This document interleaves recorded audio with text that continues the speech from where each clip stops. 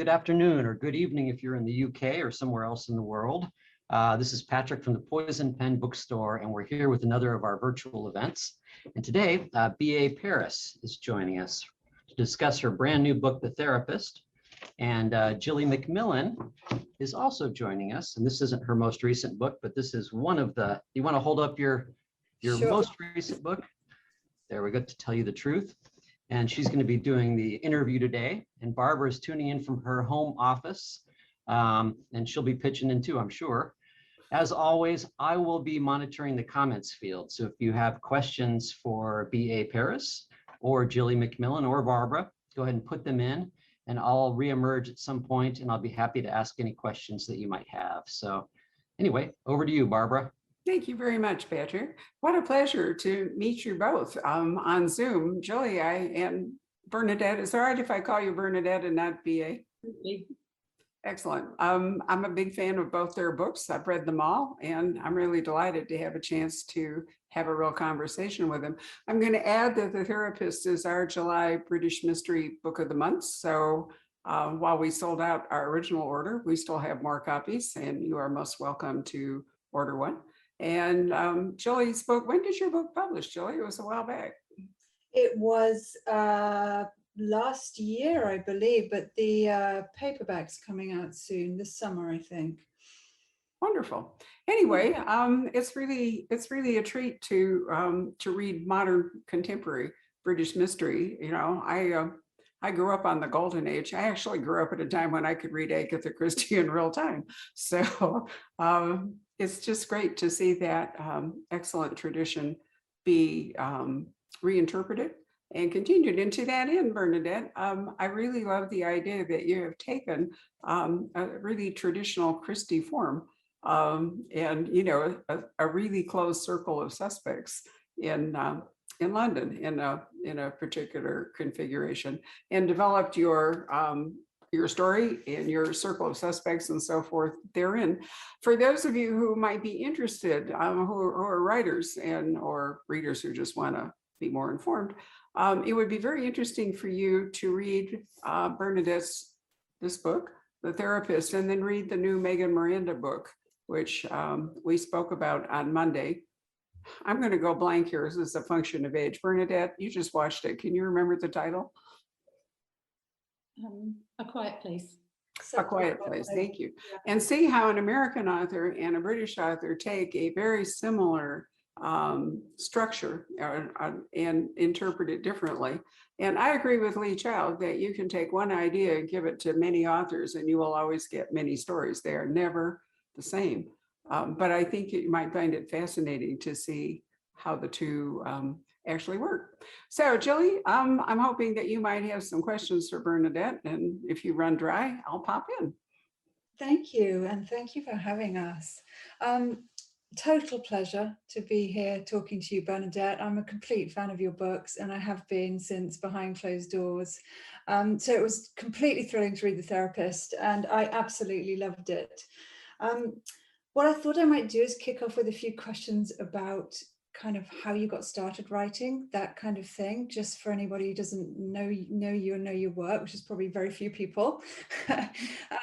So one thing I noticed that you and I have in common is that our debut novels were published later in life. And I wondered, was it always an ambition of yours to write? Did you manage to write while you were working and raising a family? How did that fit in, or was it an impulse that sort of came to you later on?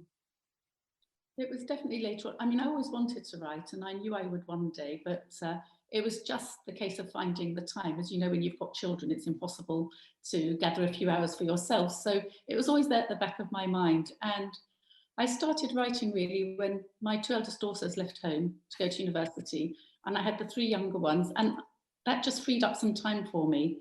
And I had mentioned to one of my daughters that I wanted to start writing, and she found a competition run by the Sunday Times for a novel. But my idea had been to write children's stories. So when she said, you know, Mummy, I think you could write a novel, I thought, no way, not 80,000 words. It just seemed so immense. But that night I went to bed and I had an idea for a story about a family, and it wasn't Behind Closed Doors. And the next day, I mean, I didn't even have a computer at this point. So I went and bought myself a computer and started writing this story, which of course didn't win. but I couldn't stop writing. It just gave me the bug, and I just started writing book after book after book and trying to get published. And eventually I found an agent for Behind Closed Doors.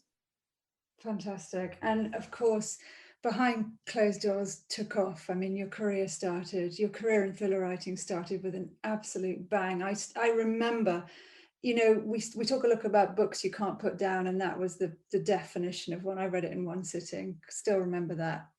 And I wanted to ask you how that felt for everything to take off so fast. I mean, there's always this myth about overnight success, and it always looks like that from the outside, and it clearly wasn't for you because you'd been writing and writing and writing. But what was it like to sort of burst onto the scene like that, and how's that felt in the aftermath? The thing is, I don't think I really realised. I didn't feel that I had burst onto the scene. I was living in France at the time. I didn't know anything about the publishing world. You know, I wasn't on any form of social media. So when my book became this success, I wasn't actually really aware of it. And when my publisher was writing to me and saying, oh, you've sold this many copies, you know, I could tell she was excited about it, and I knew it was good, obviously, but I didn't realise just how good until they invited me back to London, and I walked into the office and there was champagne everywhere because I'd sold 500,000 copies, and this was only about 5 months after it came out. And I remember turning to my then editor, Sally, and saying, why is 500,000 copies good? And they kind of all fell around laughing, because I kind of presumed that most authors sold. I mean, I had no concept of figures. So now when I look back on it, I really feel that in a way it was good, because I was completely unaware. And a lot of it, I didn't have any interviews with anybody. I wasn't interviewed by any newspapers or any magazines, or, you know, maybe because I was living in France, and so I never really knew that I was that successful until maybe much later. Do you think that was a blessing? Do you think it's that kind of naive? I suppose it's a sort of naivety. I was a bit similar when I started. I knew nothing, and yeah. Do you think it was a blessing, or you know? Yeah, I think in retrospect it was a blessing, but sometimes I wish in a way I had known and experienced all the buzz, because I didn't feel that buzz at all. I mean, you know, I didn't even have the bookseller, so I didn't know it was at the top of the charts for ages. I mean, it was very, you know, I was very naive about the whole thing, and I think actually that was quite good. I think that was quite good. Although after now the pressure to, you know, when you've had success with your first book, it's very difficult after with the subsequent books, and you're always hoping that you can one day write a novel that will meet the expectations of everybody and be another Behind Closed Doors.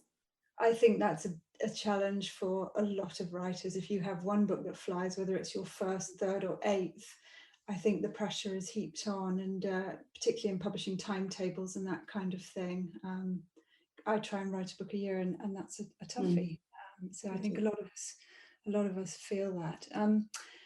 The Therapist was so good in terms of, well, lots of reasons, but one of the things I loved is it recreated that sort of claustrophobia that you had in Behind Closed Doors. Can you talk a bit about The Therapist? Tell the people watching a little bit about it. Yes, The Therapist, actually it came about because we moved back from France a couple of years ago into an old cottage, and after a while I began thinking about the people who had lived there before. And I thought, well, a lot of people must have died in this cottage, because, you know, a few hundred years ago, nobody really went to hospital to die. And I was quite happy living with their ghosts. And then one day I just thought, well, what if I found out that one of them had been murdered? And if they'd been murdered recently, like the person who'd lived in the house before us. And I thought, well, that's a really good idea. It gives me a good starting point for a novel. And I decided to set it in this claustrophobic setting because, well, I think most thrillers work only if there's not that many characters. You know, and I love this idea of everybody watching everybody else. And so one of my daughters lives in London, and I'd passed a kind of a gated residence like that, although it was flats, it was a block of flats, and there was this imposing black gate that you could see through. And I thought, oh yeah, they could all be looking through each other's windows and seeing what goes on with their neighbours. And I thought that was a really good setting. So, you know, I wanted that brilliant setting. Yeah, and in the book it's called The Circle, which I absolutely love, because that just sort of sums up that. It reminded me of sort of the old panopticon prisons, the idea that part of the punishment was that somebody could always see you. So I thought that was fantastic. And I was watching a talk, in fact, a Poison Pen interview between Dennis Lehane and Gillian Flynn, and he said something, Dennis Lehane said, "We all make our own prison bars," which was a phrase that really stuck with me. And I think this is something that happens in the circle, because your main character, Alice, she's got a new relationship, a new home. She moves into the circle with this new man, and starts to discover that the household's a secret, and starts to mistrust her neighbors. And you do this brilliantly as it unfolds. We don't know who to trust. She meets a lot of different people, things happen, there's stuff going on in the house. But one of the things I was sort of, it kept coming up, is I kept wanting to sort of yell at her, you know, leave, you've got to leave. And I think one of the things you did really well was show that sometimes we make really bad decisions because we're sort of obsessed, or we feel like we have to follow something to its bitter end to figure it out. And I wondered if you could talk a little bit about Alice and why she kind of can't let go, and why she gets deeper into this terribly first claustrophobic and then frightening situation. Just sort of generally, no spoilers, but this sort of characteristic we have. Well, I think, you know, if she had upped and left, there wouldn't have been a story. So I had to make her stay there, and I had to give her this obsession with trying to find out what had happened to the person who had lived there before. And so I gave her this backstory with her sister, because I thought that actually lent, you know, gave her this reason, because, you know, Alice can come across as very annoying. She's quite, you know, she mistrusts everybody. She's, you know, paranoid. And yes, in a way, she should have left. I mean, I would leave if I suddenly found out, you know, it's an interesting thing, but she decides to stay even though she doesn't even like the house. So she has this obsession, you know, with getting to the truth. And, but I think, you know, in all thrillers, there has to be a degree of obsession for it to work. You know, you have to become obsessed with something. There has to be somebody trying to get to the truth, whether it's about somebody they live with, or about something that's happened, or about a neighbor. So basically, you know, it's just a variation on the same theme. Yeah, and I love it when that obsession, as it does so well in so many thrillers, turns into something that just escalates the threat that's already there. So I think that was absolutely brilliant in the book. It was a tough and frightening situation. It just got magnified by Alice's personality. It was great. It was fantastic. Well, it does. But Gilly, let me add, don't you think it's very human that we don't want to revisit or review our decisions easily? You know, if we've made one, we don't particularly want to think it was a bad one until things get to an intolerable point. So I could understand Alice, who gave up her, you know, she loved where she lived, and, you know, she agreed to make this move and commit to this guy and the whole bit. And it's very hard to go back on that once you've done that. I mean, you know, I was an attorney for a long time, and one of the things I knew about divorce is that people generally stayed in way too long. And the reaction of most people once they were divorced was, you know, why did it take me so long? Why didn't I walk away from this sooner? But there's a whole weight of, you know, responsibilities. If you have children, it's harder, you know, which Alice does not. So that's a really good thing, because what if she'd moved? I thought about that, Bernadette, you know, what if she'd had a child and, you know, moved them both into the circle? That would have presented a whole different, or at least an accelerated situation. And I think women, I don't want to sound sexist, but we're all women here, so I can say this. I think women have a harder time saying I made a mistake. I think guys walk away more easily. I think I agree. In domestic situations, particularly, I think women tend to double down. And there's the whole sunk cost fallacy. You know, I've put in so much. Surely there's going to be a return for me, emotionally, or, you know, practical terms. Yeah. Right. Yeah. So the actual, you know, we could look at, let's say, Death on the Nile, because most people maybe have read Agatha Christie's book or the movie, seen the movie or whatever it is. And it's not that different. You know, the circle is not that different than, in fact, the boat. And, you know, the people on the boat, just like the residents of the circle, when you're in a closed community like that, and you have to navigate it, you have to either trust or mistrust or dive overboard, or, you know, whatever it is you're going to do. It's a wonderful form, I think, for exploring human nature. Bernadette, was that part of your, your enthusiasm for constructing the circle, was to really do a deep dive into the psyches of these characters, their personalities? Yes, absolutely. I love the relationship between the women, and I haven't had that many. I think there were quite a lot of characters in this book compared to my other novels, but I really wanted them to come to life. Eve and Tamsin, her neighbours, who are best friends, and she's desperately trying to make friends with them. And I wanted to give those two as well stories, quite interesting. Eve had a less interesting story, but there was a lot of mystery about Tamsin and her relationship with her husband.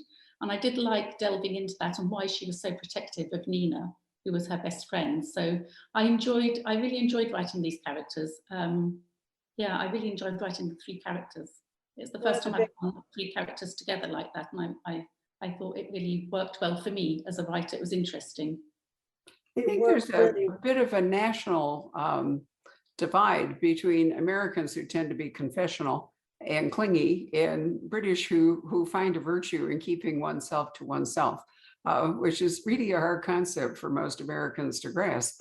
But I do think that because there is this tendency to respect privacy and keep oneself to oneself, that things can be more claustrophobic in a lot of British mystery than you might find in American. Would you agree with that, either one of you, or do you want to say I'm just nuts?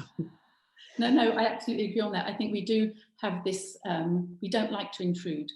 And I know that from moving into this village 2 years ago, where there were already established relationships. I could see that. So of course I used my experience a little bit in my book, but everybody has been really welcoming. But I was very aware when I moved into the village that I didn't want to go and be too forward and too friendly and say, hey, I'm going to be your new best friend, And so yes, we're much more reserved, I think, much more aware of boundaries.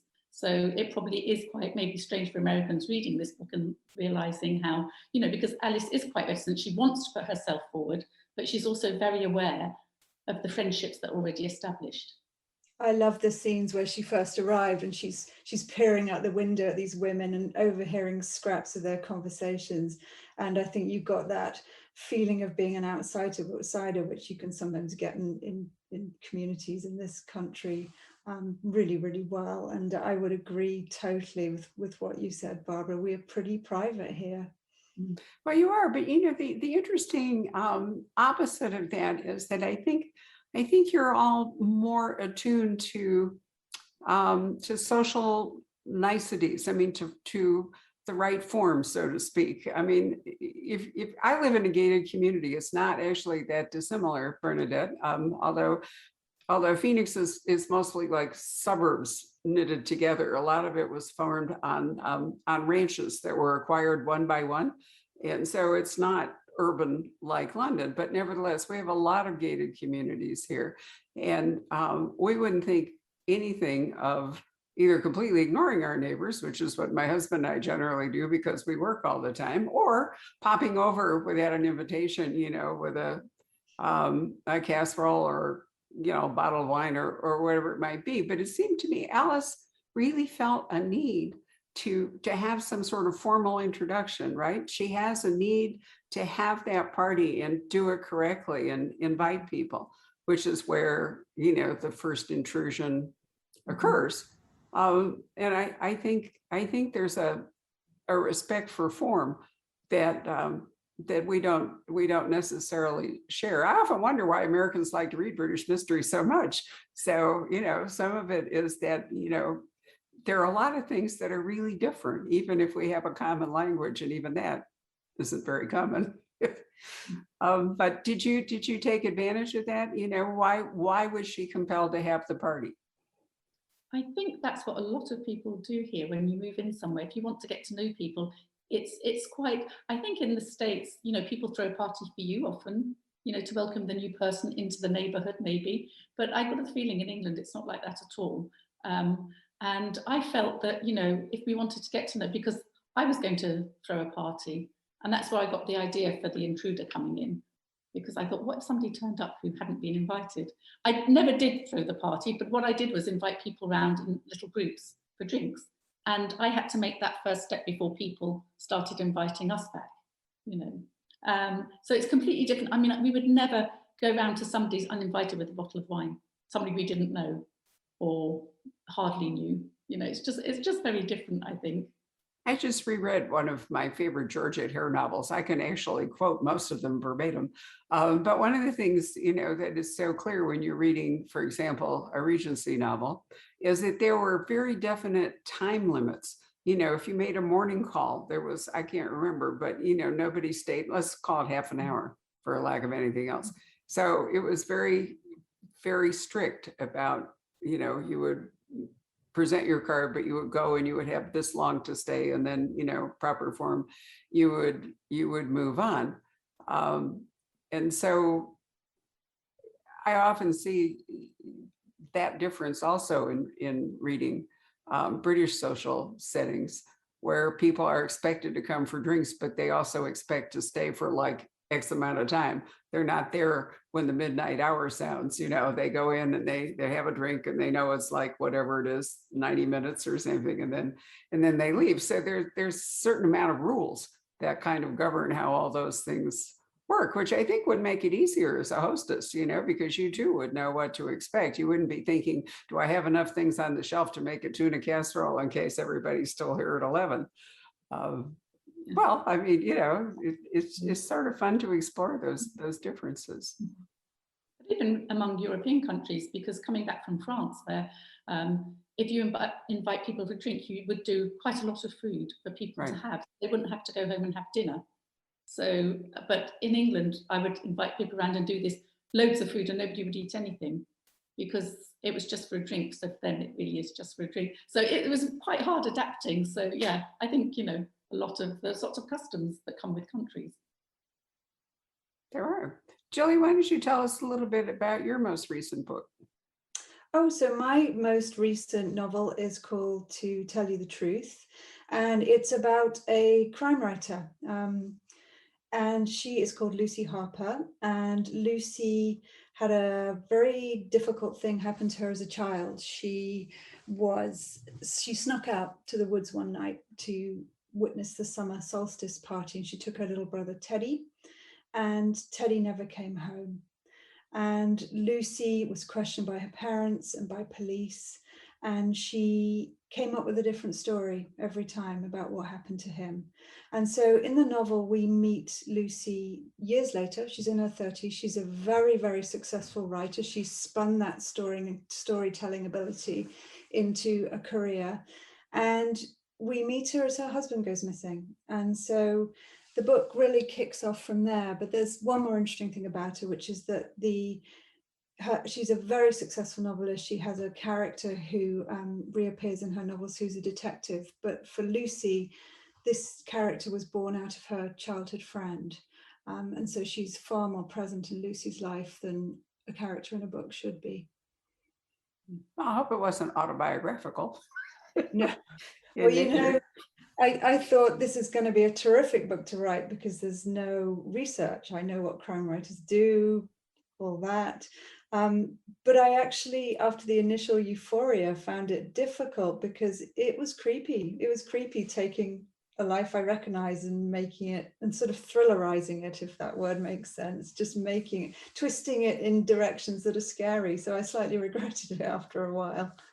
I loved that you took a writer. I just thought it was brilliant because it was a brave thing to do, to have your main character as a writer and a crime writer, a writer of thrillers. And I just thought that was really brave. And some things, yes, I found myself thinking, yeah, I do that. Or yes, you know, I mean, it was recognizable. So I can imagine for you actually writing it, you probably didn't want to give too much of yourself away thinking, are people going to think this is me? I don't know how you felt writing that because, you know, it was very brave, as I say.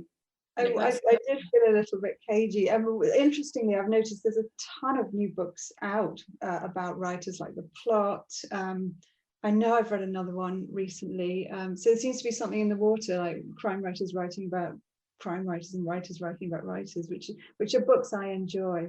I was also trying to do an unreliable narrator. That was a goal for me because I love reading those sorts of books.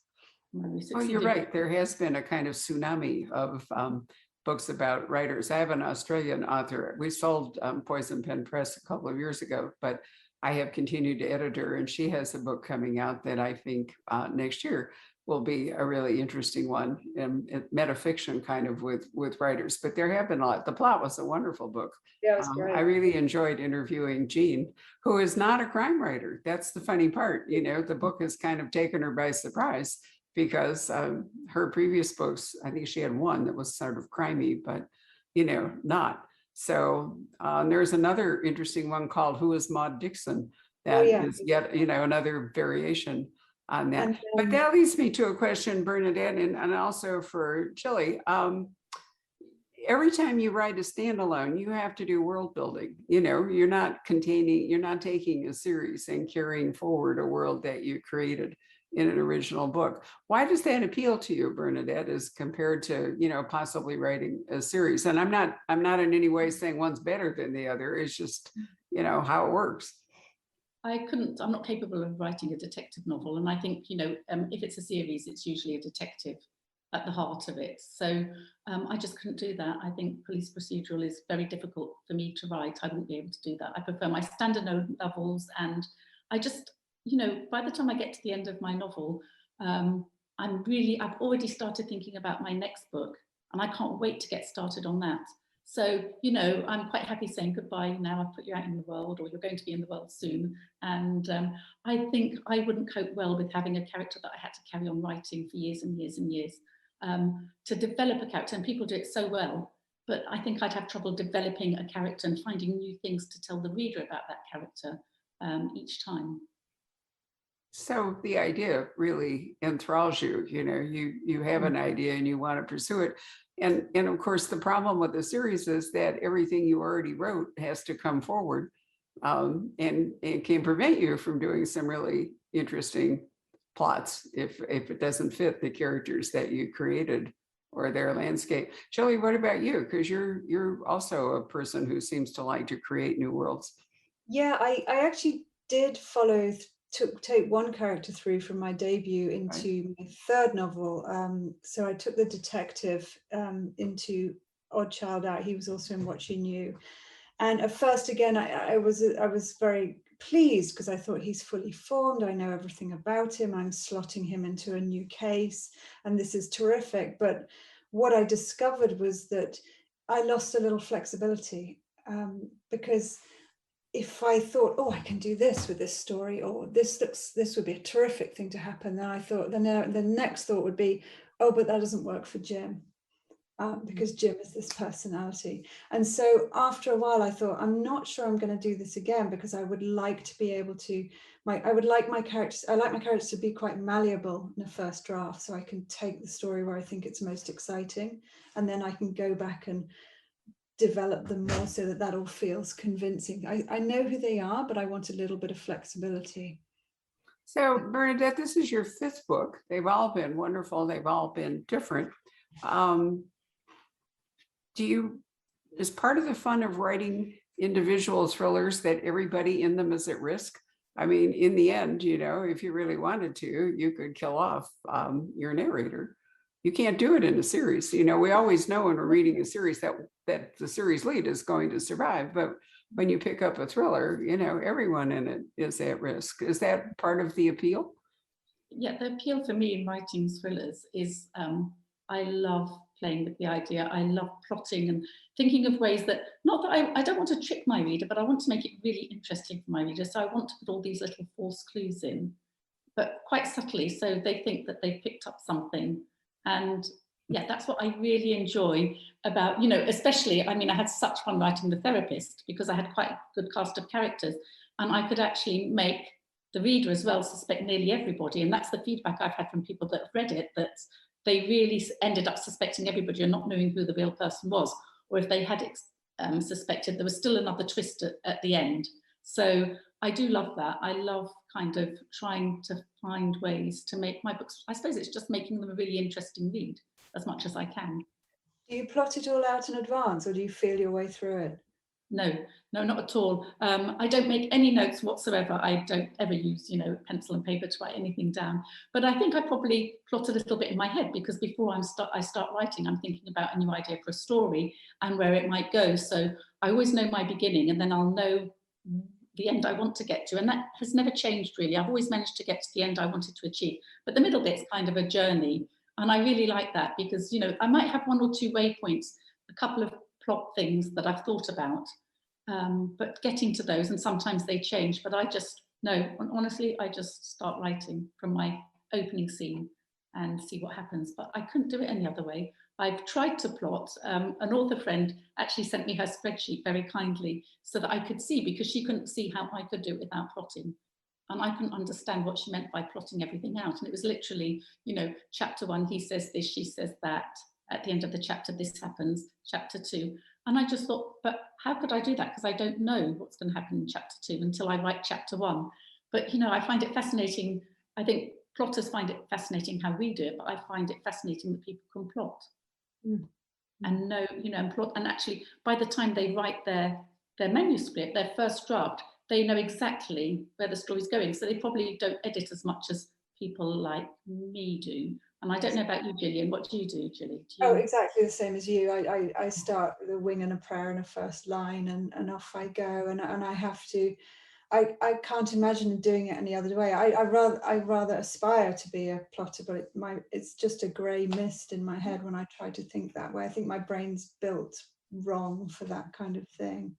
I wanted to ask you about writing about. It's kind of leading on from what Barbara said about how brilliantly you've done these characters, because quite a few of your books look right into marriage or relationships, like the breakdown and behind closed doors. And I wanted to ask you if how you find that doing that deep dive into couples, because I think I love the creepy things that can be unveiled, the sort of showing how little we might know somebody we're with, which is a particularly interesting theme in The Therapist. Well, I love writing about relationships, whether it's between couples, husbands and wives, or whatever partners, but even between children as well. In The Dilemma, I wrote about the relationship as well between the two children with their parents, Marnie and Josh. And I really find that interesting. And in fact, when I set out to write novels, all the novels that I wrote that haven't been published are all what I would call family dramas. And I never set out to write thrillers at all. And it was just when Behind Closed Doors was published, everybody called it a thriller. And in fact, an agent had told me that although I could write, my books weren't right for the market. And when I asked what was right for the market, they told me psychological thrillers. And I remember saying, I will never write a psychological thriller, because I actually didn't know what that meant. And I wrote Behind Closed Doors, and people said, oh, it's a great psychological thriller. So of course, I had to write more. So basically, I just wrote the family drama that I wanted to write, but then put this thriller element in it where there was either, lots of suspicion or a death or something. So I think, what I really want to write and what I really enjoy writing is exactly that, the relationship book, the family drama. I think that makes some of the best thrillers, when you've got rich characters and it's just laid over a mystery plot. I think you can get, and that's one of the beautiful things about crime fiction, isn't it? That it goes in so many different directions and can take these deep dives for character. And I think it's a very broad umbrella, for sure. I'm sorry, Bernadette, go on. No, I was just going to say, people love reading about other people's relationships. I mean, I think we all want to know what goes on, even when we look at our friends, our couple, the couple, we always wonder, are they really like they are all the time? I think people are always interested, and we want to see failings and other flaws rather than failings in other people, because we're all flawed.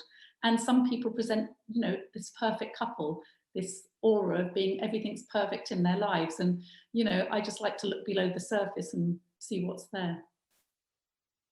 Social media has, I think, increased that desire, for us to have, for people to have more glamorous or better lives. There have been a number of books that have come out in the last few months where, the role of Instagram and other sorts of social media has had a serious effect on people's behavior, or, it incites envy or jealousy or feelings of inferiority that, why isn't my life as gorgeous and glamorous as that person's life? and it does. But, you know, listening to both of you, the thriller is really the perfect form for you. It'd be extremely difficult to write a detective story if you had if you were just like winging it. You know, it's a more logical form. But the great thing about a thriller is it's so expansive. You know, thrillers move across a landscape. Thrillers are really about opposition. You know, you have a protagonist and one or more antagonists, and it is a form that I think allows you to explore things much more broadly than if you're writing a more traditional mystery. And that the domestic thriller, the psychological thriller, is an interesting branch of it. We do a lot of military fiction, a lot of events with, you know, spies saving the world, or, you know, they tend to be more men than women who are starring in those kinds of books. But I love the fact that the thriller can embrace all of that.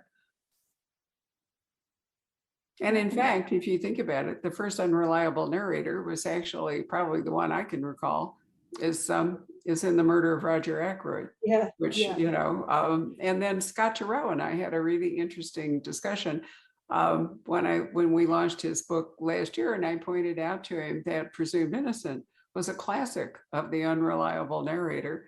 I remember people, as I said to Scott, I can remember customers standing at the checkout counter at the bookstore and arguing over who did it and what actually happened at the end of Presumed Innocent, you know, and I thought, wow, he did a really ace job here. If people gotten to the end and they still don't know for sure, or they don't agree on how it came out. So it's not that it's a brand new form, but people like Gillian and Paula Hawkins and so forth, you know, gave it a big kickstart back in 2011.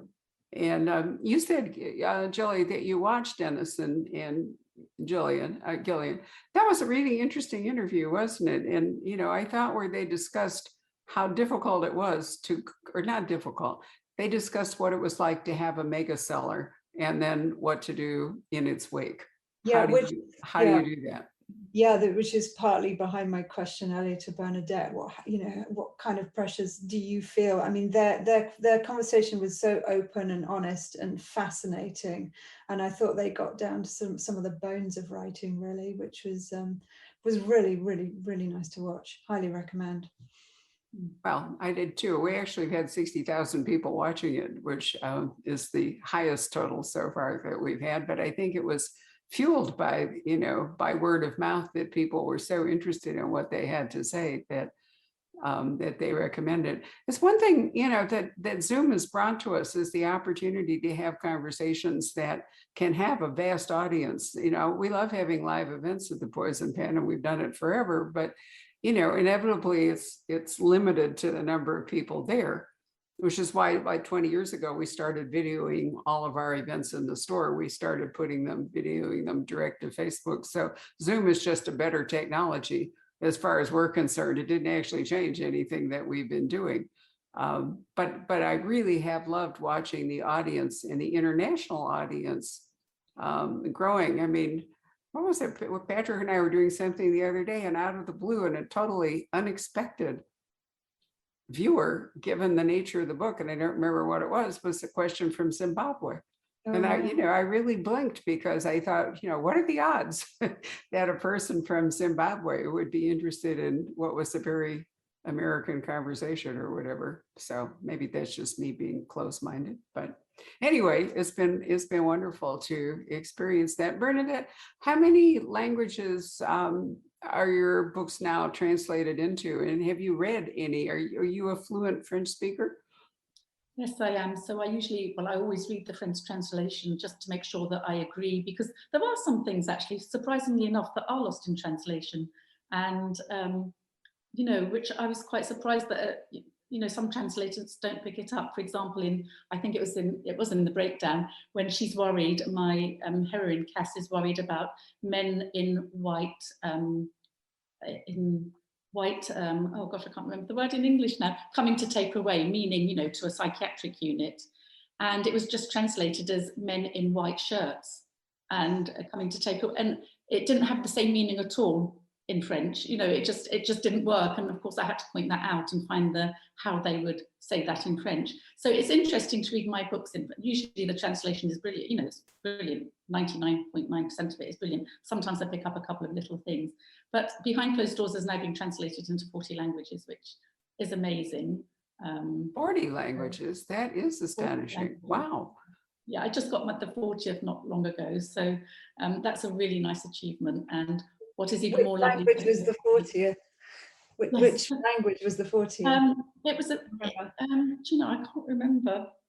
I was going to say something like, I thought it was Estonian, but I think I've had one since, I think that was probably the 38th or 39th. It's quite hard to keep track, but my agent keeps me up to date on them. So, and I get a copy usually of each translation, which is really nice. I'm missing a few for Behind Closed Doors, maybe because they haven't come out in that country yet, which is, you know, this is funny with Behind Closed Doors. It came out 5 years ago and it's still now just being translated maybe into language for the first time. So it definitely has staying power, that book.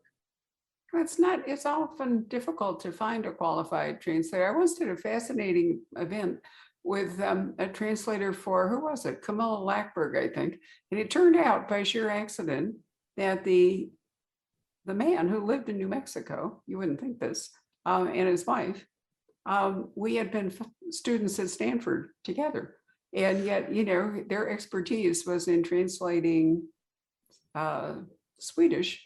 And it turned out that he or she, I can't remember which one, not only did Camilla, but had done The Girl in the Dragon Tattoo and the other books for Quercus. And from that, I was able to discover how translators work. I mean, how they're paid, you know, what stake they have in the book. It's quite different than, you know, than an author with escalating royalties and so forth. Translators work for generally they're paid by the word or by their time. I can't remember what it is, but it's largely a flat fee. So he didn't get rich off the success of The Girl and the Dragon Tattoo franchise, which, you know, was a surprise. But now I know there are prizes for translators. There are, you know, prizes for best translation, which I think is a wonderful thing. Yeah, that, I think, you know, not just the author, but the translator, if you're looking at other countries, gets credit. So why don't we call Patrick up and see, this is where he comes back from the dark depths there. He always has great questions of his own. Where is he? There he is. Here I am. All right, let's see. Okay, we have somebody tuning in from India today. Oh, good. Yeah, super appreciate that the Poison Pen allows non-Phoenicians to attend too. Of course we do. Let's see, as far as questions, yeah, I do have one. Jackie asks, if you could pick your favorite flawed character that you've written, who would you choose and why? Oh gosh, this is such a hard one. But for me, it would be Jack in Behind Closed Doors, because he was just so interesting to write, and because it was such an interesting experience writing him, because I often felt that he took over. And, you know, I always write one day and the next morning I'll go through and read what I wrote. And sometimes I would say, I don't remember writing that. Where did that come from? And he completely, you know, I never expected to write a book with such an evil character. I didn't expect him or want him particularly to be that evil, but it was as if he was pushing me and saying, no, I can be worse than that, you know, I'm going to be worse than that. So I think he'd be my favorite flawed character. It's probably a terrible thing to say, as he was just such an evil person, but there we are. How about you, John? it's a character I can't talk about because it's in the book I've just finished. So I'm going to plump for Lucy Harper, who's the writer I was speaking about in my novel, To Tell You the Truth, because Lucy's flaw is this inability to tell the difference between truth and fiction. And that was just fascinating to write, see how that affected her life and her decisions. I have another question, which is just a fairly broad one, which is, do you have any tips for aspiring writers?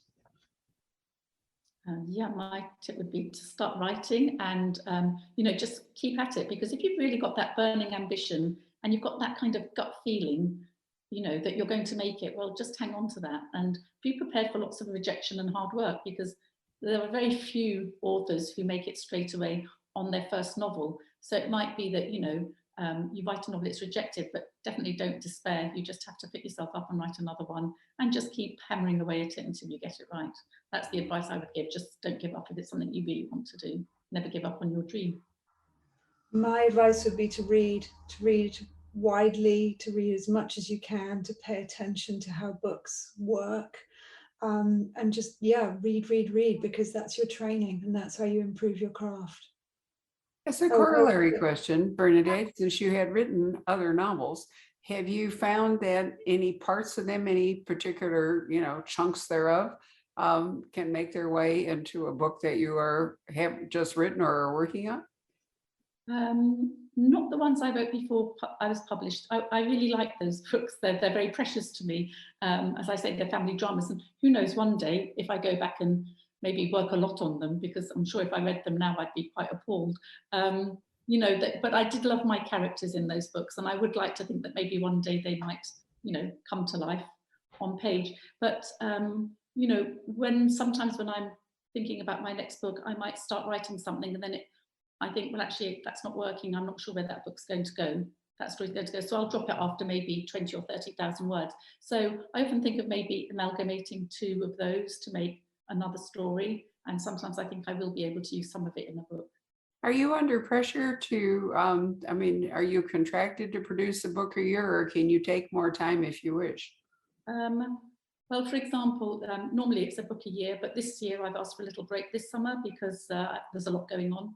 And actually I caught COVID and I was quite ill with it, so that kind of set me back a bit, and I'm perfectly all right now, but you know, it did kind of exhaust me for a couple of months, so I have asked for a little bit of a delay, and my publishers have been great about it. My editors have been great, just saying, yeah, take a couple of months, you know, if my deadline is moved 2 months on, it's not a problem. So, but other than that, yes, I mean, I will have another book coming out next year, definitely. I've done the first draft, I'm working on the second draft. So I do like to keep to that rhythm of a book a year while I can, but it is quite a lot. You know, It is a lot, right? No, I agree. I think sometimes some authors thrive under that kind of pressure and deadline, and some authors find it pretty crushing. So just depends on your own. What about you, Gilly? What is your pace? I've been on a similar book a year pace, and I think I thrived on it for probably the first 5 or 6 books, but I struggled with the last one, which was my 7th. So for the first time, I'm not having a book come out in the fall this year, but it'll come out next spring, because I just suddenly hit a wall and needed a bit of extra time, which was wonderful, and the publishers were super understanding. So I don't know how it'll go from now. I'm hoping the save time will let me pick up the pace again. We'll see. Patrick, anything else? Let's see. Greg asks, what types of books do you both like to read? Any favorite authors? This is a tricky one, because I should say psychological thrillers, but they're not my go-to book. Again, I love reading family dramas. I like reading Ken Follett, all his huge books. That's the sort of thing I like reading for pleasure. Don't often get the chance, because like Gilly, who probably has a TBR pile as big as mine, we get a lot of books to read, and they're all psychological thrillers. So I spend a lot of time reading psychological thrillers. I definitely read thrillers for the same reason as Bernadette, and because it's nice to know what's happening in the market. And I have some favorites who I always, you know, when their new book comes out, I'm all over that. But I also try to read really widely as well. I read literary fiction, historical fiction, non-fiction, because I think anything I read is doing me some good, and actually it's probably helping me kind of develop within my genre to have those extra influences. It's hard. I think Patrick and I can both agree. When reading is your job, it's different than when you can just read what you like. I like it because I've ended up reading many things that I probably would have passed up, given my own, given my own choice. But sometimes I admit I get frustrated when I see a book. I have to pace myself every month, and it's a reward system. If I do this much, then I can read that book that I really want to read. And so I keep bribing myself. Patrick, how's that work for you? Because you read enormously as well. Same thing. Yeah, I mean, there's so many books that come out that I would just love to be able to devote that nice chunk of time to read, but then that chunk of time never seems to materialize.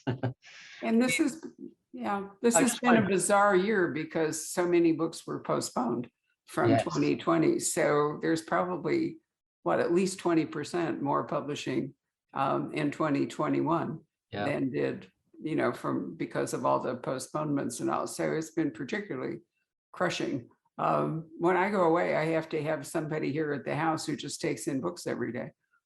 I mean, literally, because they arrive at the door and, you know, pile up. You know, it's interesting. The other day we had a program with a nonfiction, you know, the devil, you know, I think was the name of the book. And it was written by a British, I think she's a forensic psychologist, maybe, named Dr. Gwen Adshead, and then an American co-writer, Eileen Horn. And it was fascinating. The book is a kind of a compendium of case studies. I think the subtitle was, you know, they're talking about compassion and cruelty and things like that.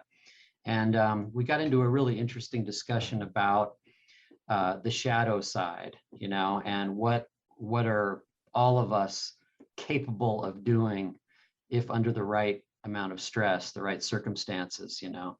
And of course, and the author is a huge crime fiction reader.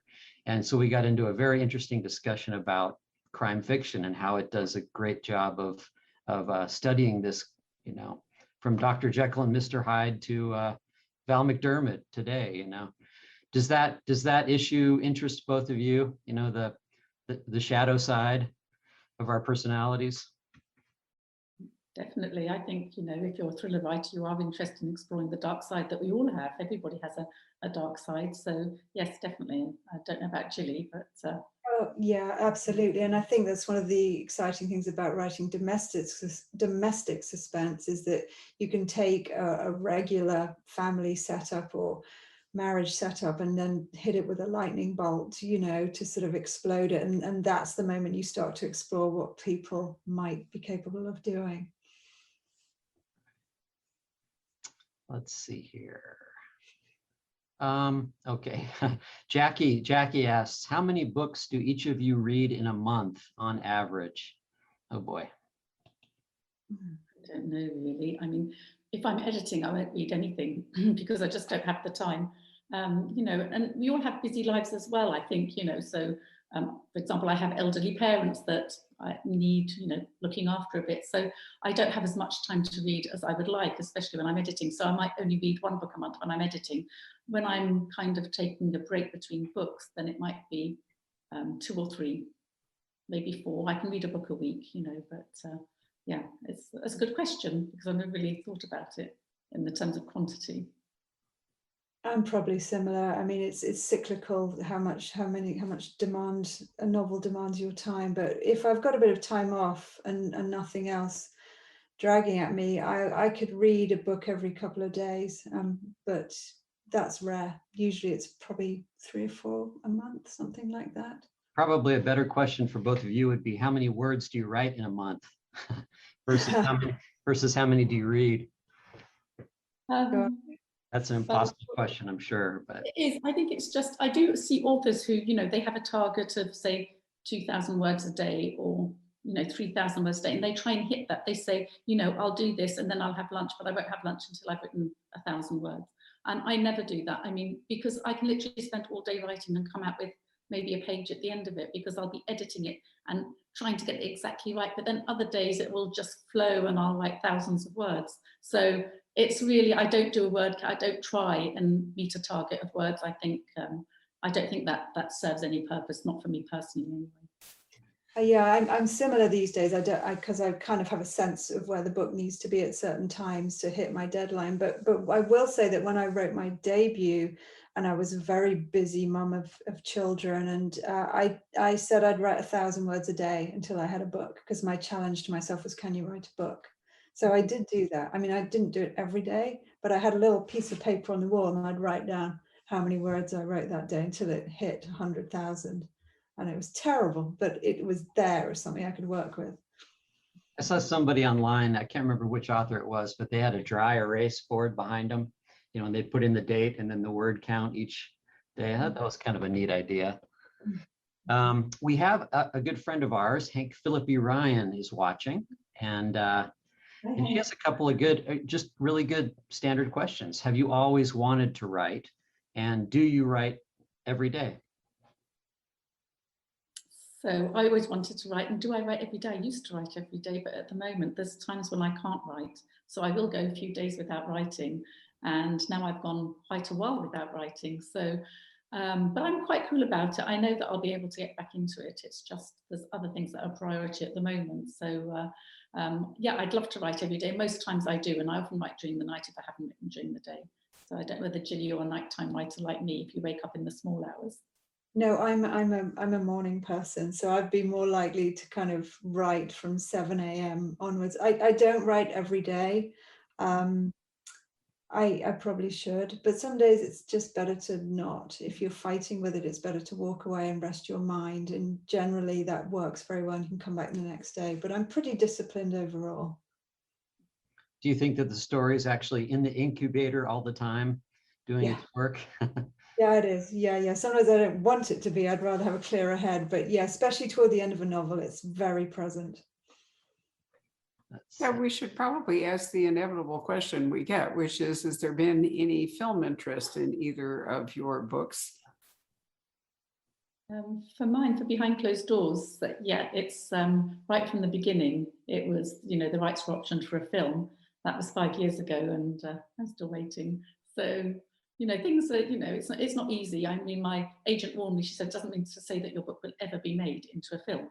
The rights have been optioned, but there's so many things that come into play, like finding the right director, the right actors and actresses, the finance. So there's been quite a few setbacks, but I'm still hoping because I think it will make a great film. So yeah, I'm keeping my fingers crossed for that one. Yeah, a couple of mine have been optioned, the detective novels. Oh, in fact, yeah, 3 of them, but just options. So I'm not holding my breath. It would be great if it happened.